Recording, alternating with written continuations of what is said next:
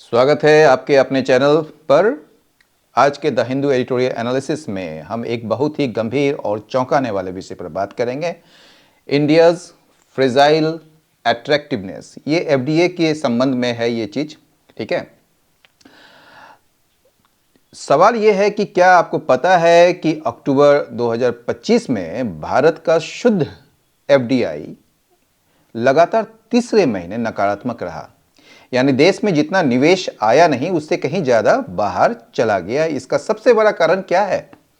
क्या अमेरिकी राष्ट्रपति डोनाल्ड ट्रंप द्वारा लगाए गए 25% और बाद में इसको 50% टैरिफ कर दी गई थी ने हमारी अर्थव्यवस्था की नींव को हिला दिया है?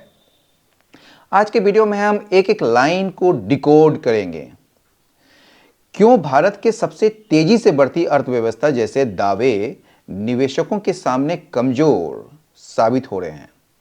क्यों भारतीय कंपनियां खुद भारत के बजाय विदेशों में निवेश करना बेहतर समझ रही है? और क्या टैक्स में कटौती और पीएलआई स्कीम्स काफी हैं या हमें और गहरे संरचनात्मक सुधारों की जरूरत है, जिसको स्ट्रक्चरल रिफॉर्म्स भी कहते हैं? साथ ही हम इस लेख में आए कठिन शब्दों के अर्थ, ग्रामर और उनके इस्तेमाल को भी बारीकी से समझेंगे। तो चलिए शुरू करते हैं आज का डीप डाइव एनालिसिस। और इसका जो शीर्षक है यानी कि हेडलाइन है फ्रेजाइल अट्रैक्टिवनेस, और इसका सब हेडलाइन है India's best efforts to bring in investment can be upended by the US. लेकिन इससे पहले जो है रोजाना की तरह हम आपको वर्ड्स पर लेके चलते हैं। देखिए वर्ड्स क्या क्या है इसका। पहला वर्ड्स है कंजिक्यूटिव। कंजिक्यूटिव का मतलब होता है लगातार, एक के बाद एक, बिना रुके। और इसको कहते हैं आप साइनों में सक्सेसिव कंटिन्यूअस। सक्सेसिव हो जाएगा आपका, कंटिन्यूअस हो जाएगा, सिक्वेंशियल हो जाएगा, बैक टू बैक हो जाएगा। और इसका एंड हो जाएगा इंटरमीडिएट, रुक रुक के, स्पॉरेडिक हो जाएगा, ब्रोकन हो जाएगा, नॉन कॉन्टिन्यूअस हो जाएगा। नेक्स्ट वर्ड है क्यूमुलेटिव। क्यूमुलेटिव का जो मतलब होता है वो होता है संचयी, यानी कि जिसको आप एक साथ जोड़ के जो है उसको टोटल अमाउंट को उसको संचयी कहते हैं, ठीक है। तो टोटल, एग्रीगेट या एक्यूमुलेटेड या ओवरऑल। इसका एंटो हो जाएगा partial, individual, separate, single. Okay. Next word है रिपैट्रिएशन। रिपैट्रिएशन मतलब जो आप कहीं बाहर जाते हैं उस वहां से जो आपको प्रॉफिट वगैरह होता है वो अपने देश को भेजते हैं या अपने घर भेजते हैं, उसको रिपैट्रिएशन कहते हैं। रिटर्न ऑफ कैपिटल, रेमिटेंस या विड्रॉल या रिकॉल। इसका एंटो हो जाएगा री investment, retention, local spending, ploughing back. Disinvestment का जो मतलब होता है आप जानते ही हैं। डिसइन्वेस्टमेंट का जो होता है विनिवेश कहते हैं, या निवेश कम करना या बेचना। इसको डाइवेस्टमेंट भी कहते हैं, इसका अन्य शब्द है। सेल ऑफ हो गया, विड्रॉल हो गया, लिक्विडेशन, सब आपका साइनो है। इन्वेस्टमेंट इसका एंटो है एक्विजिशन, एक्सपेंशन, इन्फ्यूजन। इसका एंटो है आउटवर्ड एफडीआई, यानी कि एफडीआई जो भारतीय कंपनियां जो है वो अपना निवेश जो है वो बाहर कर रही है, तो उसको कहते हैं आउटवर्ड एफडीआई। तो ओवरसीज इन्वेस्टमेंट कह सकते हैं, फॉरेन एक्सपेंशन कह सकते हैं, आउटबाउंड एफडीआई कह सकते हैं। इसका एंटो हो जाएगा inward FDI, domestic investment, home investment. Gross inflows का मतलब क्या होता है? जस्ट उसका उल्टा होता है।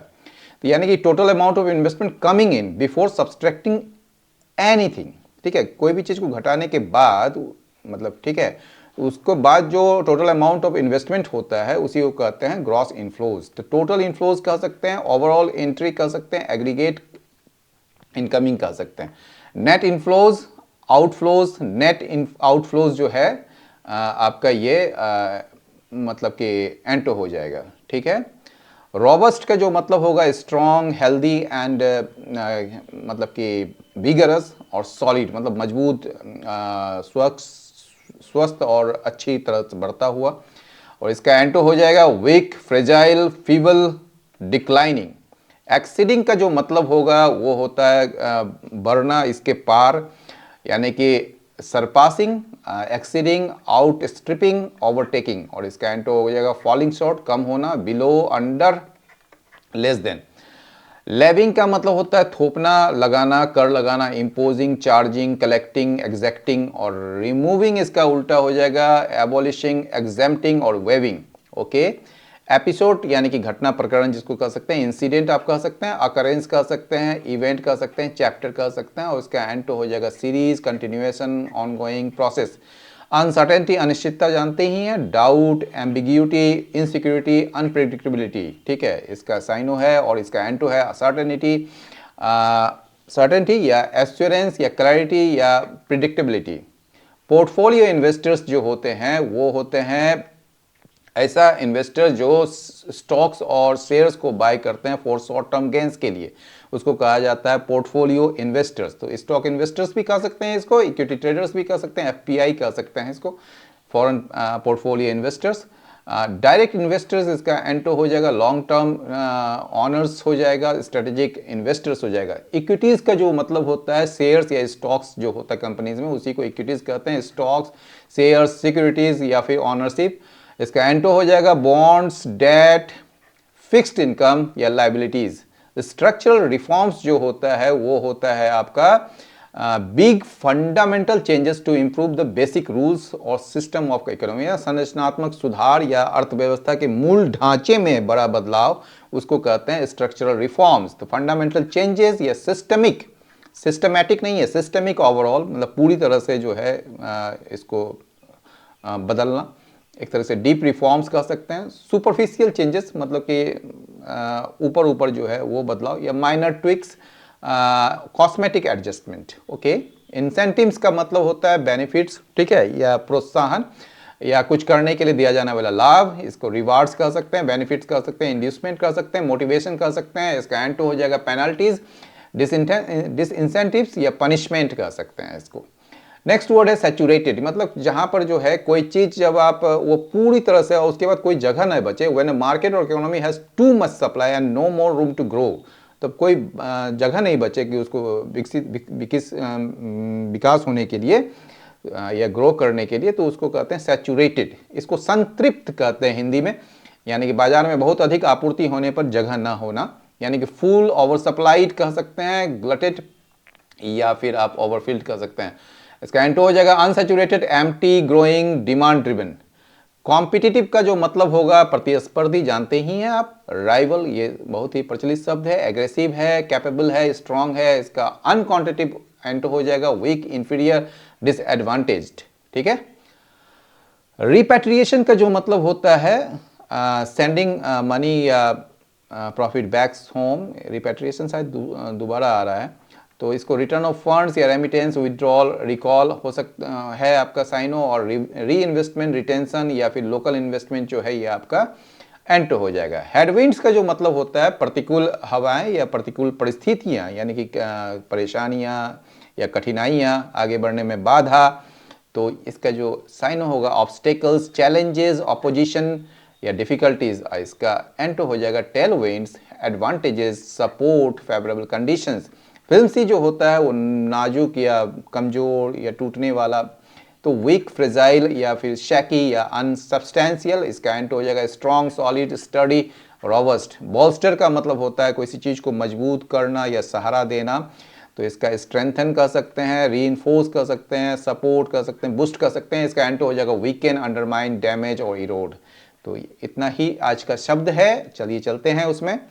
तो कहा जा रहा है कि इंडिया का जो बेस्ट एफर्ट्स है, मतलब बेहतरीन से बेहतरीन प्रयास जो है टू ब्रिंग इन इन्वेस्टमेंट, यानी कि इन्वेस्टमेंट को लाने का, कैन बी अपेंडेड, इसको उलट दिया जाए या पलट सकता है बाय द यूएस। यूएस के कोई नीति के जो है इसको पलट सकता है, मतलब कि इंडिया का जो कोई भी स्टैंड है या आप कोई भी जो कार्य कर रहा है इंडिया किसी भी चीज़ को बढ़ाने के लिए, तो इतना कमज़ोर है, कहने का ये मतलब है कि उसको अगर यूएस में कोई भी पॉलिसी आती है तो उससे वो पलट जाएगा, यानी कि उससे जो है वो क्या कहेंगे, उसको ओवरटर्न कर देगा, उसको जो है रिवर्स कर देगा, ठीक है।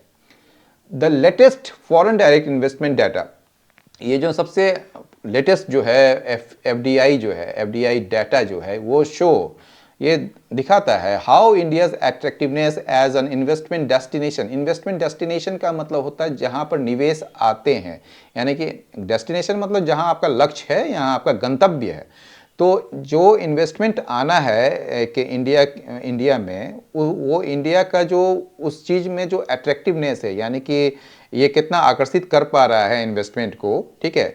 तो ये जो लेटेस्ट एफडीआई का जो डाटा है ये दिखाता है कि इंडिया का जो अट्रैक्टिवनेस है इन्वेस्टमेंट डेस्टिनेशन के रूप में इज़ नॉट येट सीमेंटेड। ये अभी भी ठोस नहीं है, या मतलब कि ये ठोस नहीं है इन द सेंस ये जो है कभी भी प्रभावित हो सकता है, एंड रिमेन्स फ्रेजाइल, और ये जो है ना बना हुआ है, नाजुक बना हुआ है, कमजोर बना हुआ है। Net FDI remained negative. जो शुद्ध एफडीआई जो आ रहा है ना वो क्या है, वो बना हुआ था निगेटिव, नकारात्मक बना हुआ था for the third consecutive month, यानी कि लगातार तीसरे महीने जो है, लगातार तीसरे महीने कंजिक्यूटिव, लगातार तीसरे महीने ये क्या बना हुआ है, निगेटिव बना हुआ है इन अक्टूबर 2025, अक्टूबर 2025 में, विच मीन्स जिसका मतलब क्या है, that more direct investment was taken out, यानी कि ज़्यादा से ज़्यादा डायरेक्ट इन्वेस्टमेंट जो है, मतलब प्रत्यक्ष निवेश जो है वो क्या किया गया है, out of India, was taken out of India, यानी देश से बाहर ले जाया गया है, देन इन्वेस्टेड इन इट, इसके बजाय कि इसमें निवेशित करने के बजाय इसको बाहर ले जाया गया है। The timing reveals a lot, ये जो टाइमिंग है ना, जो समय जो है ना, ये बहुत कुछ सामने लाता है, बहुत कुछ उजागर करता है। At the end of July के अंत में यूएस के जो प्रेसिडेंट हैं डोनाल्ड ट्रंप, जो कि बड़ा मर्कूरियल हैं, उसने रिवील किया, उसने सामने लाया या उजागर किया that he would be levying, वो जो है लगाएंगे या थोपेंगे 25% टैरिफ थोपेंगे, किस पर, ऑन इंडिया, लेवी ऑन होता है, ठीक है ना। अ वीक लेटर, एक सप्ताह के बाद ही रेज दिस टू 50%, और इसको जो है उसने बढ़ाकर कितना कर दिया, 50% कर दिया। That is when investment began to leave India, और यही समय जो था, व्हेन मतलब यही समय जो है इन्वेस्टमेंट जो है वो क्या करने लगा, भारत से बाहर जाने लगा। प्रायर टू अगस्त, यानी कि प्रायर का मतलब पहले, अर्लियर, तो अगस्त के पहले क्या हुआ, इंडिया का जो नेट एफडीआई पोजीशन जो है, इंडिया का जो नेट शुद्ध एफडीआई का जो स्थिति जो थी वो 2025-26 में अगस्त के पहले हैड बीन क्वाइट कंफर्टेबल, वो काफ़ी ज़्यादा मतलब कंफर्टेबल था, मतलब कि सहज था। In the year, in the April July 2025 period, अब कहा जा रहा है कि अप्रैल से जुलाई के जो अवधि थी 2025 में, ठीक है ना, net FDI total 10.7 billion dollar, ये नेट एफडीआई जो था वो 10.7 बिलियन डॉलर था, ठीक है ना, बहुत ज़्यादा था। More than triple what it was in the same period of the previous year, यानी कि जो पिछले साल था, यानी कि 2024 में इसी अवधि में, यानी कि अप्रैल जुलाई के ही अवधि में अगर इसको देखें तो उससे ये 3 गुना ज़्यादा था, मोर देन ट्रिपल, ठीक है, more than triple what it was, जो था इन द सेम पीरियड, ठीक है, उसी अवधि में ऑफ द प्रीवियस ईयर, पिछले वर्ष के। हाउएवर इन अगस्त 2025, ठीक है ना, बोल रहा है यहाँ पर कॉन्ट्रास्ट दिखा रहा है, ठीक है ना, लेकिन ये क्या बोल रहा है कि अगस्त 2025 में क्या हुआ, इन्वेस्टर्स जो है वो पुल्ड आउट कर लिए 622 मिलियन डॉलर को, यानी कि वो निकाल लिए more then they put in, यानी कि जितना उसने रखा था, मान लीजिए $1000 का, 1000 मिलियन डॉलर जो है इन्वेस्ट किए, मान लीजिए, तो उसने जो है 1622 मिलियन डॉलर जो है वो बाहर ले चला गया, यानी कि ये जो इन्वेस्टर्स जो है उसने क्या किया, 622 मिलियन डॉलर जितना का अमाउंट जो है, जितना कि उसने डाला था इंडिया में, उससे 622 मिलियन डॉलर ज़्यादा पैसा वो निकाल लिया। फॉलोड बाय, उसके बाद क्या हुआ, फॉलोड बाय उसके बाद आफ्टर दैट 1.7 बिलियन डॉलर जो है सितंबर में निकाल लिया गया, मतलब 1.7 बिलियन ज़्यादा, एंड 1.5 बिलियन जो है अक्टूबर में निकाल लिया। ऐसा नहीं है कि पैसे आ नहीं रहे या निवेश नहीं आ रहे, निवेश आ रहे हैं, लेकिन उससे ज़्यादा जो है वो आउटफ्लो हो रहा है, यानी कि वो बाहर जा रहा है पैसा। तो ये इसके आंकड़े हैं। इंडियाज क्यूमुलेटिव नेट एफडीआई, मतलब क्यूमुलेटिव टोटल जो संचयी जिसको कह सकते हैं, नेट एफडीआई पोजीशन जो है इन 2025-26 में by the end of October 2025, यानी कि अक्टूबर 2025 के अंत तक ठीक है। 2025-26 में जो नेट एफडीआई पोजीशन है total had fallen to 6.2 billion, ठीक है, वो गिर के कहां तक आ गया, 6.2 बिलियन डॉलर तक आ गया।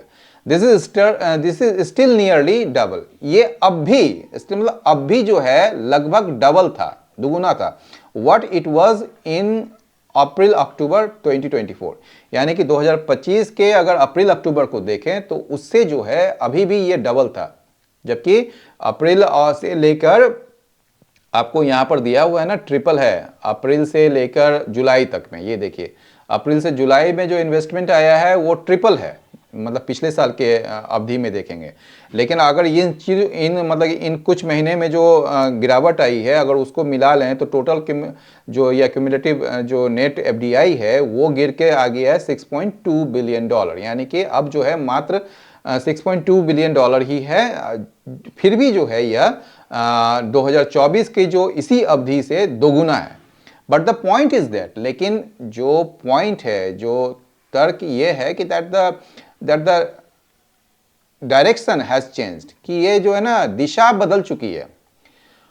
वन डिफेंस, एक जो बचाव है एफडीआई नंबर्स का, यानी कि जो एफडीआई के जो आंकड़े आ रहे हैं उसके बचाव में जो एक बचाव जो है वो क्या है, हैज बीन, वो रहा है या है that the net FDI figures, जो नेट एफडीआई का जो फिगर है लुक्स पुअर, वो बड़ा खराब दिख रहा है, because outflows are simply exceeding robust inflows, क्योंकि आउटफ्लोज जो है यानी कि बाहर जाने वाला जो पैसा है वो सिंपली एक्सीडिंग रोबस्ट इनफ्लोज, यानी कि मजबूत जो आगमन है पैसों का उससे कहीं ज्यादा आउटफ्लोज हो रहा है, ठीक है ना।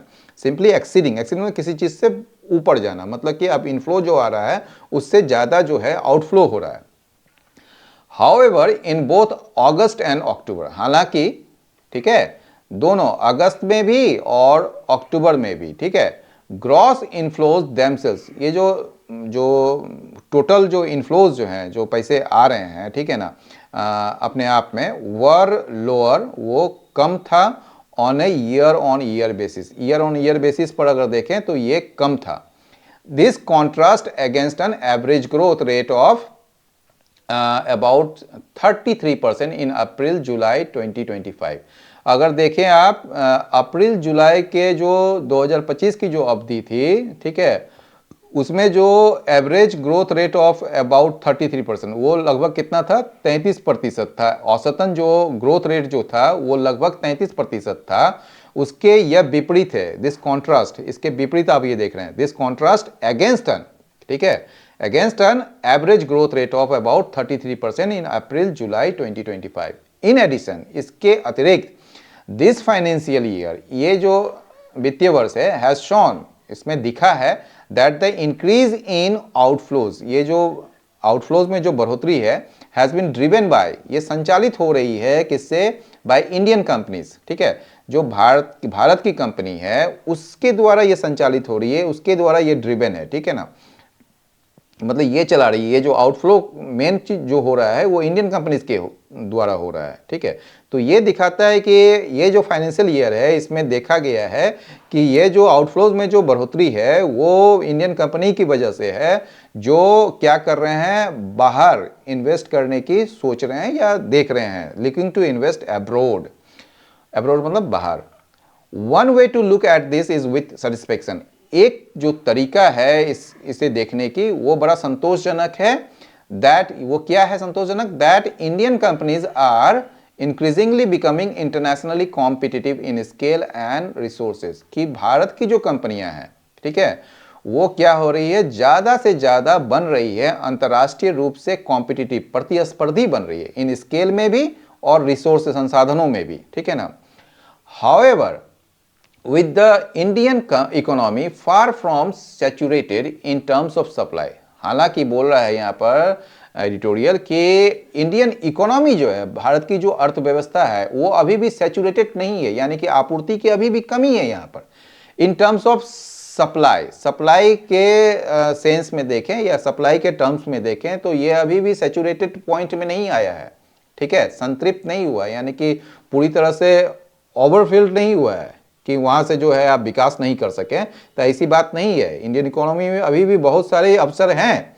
The question to be asked, जो प्रश्न जो इससे उठते हैं वो क्या है, is why this companies are not investing here, कि ये जो कंपनियां हैं क्यों नहीं यहां पर इन्वेस्ट कर रही है।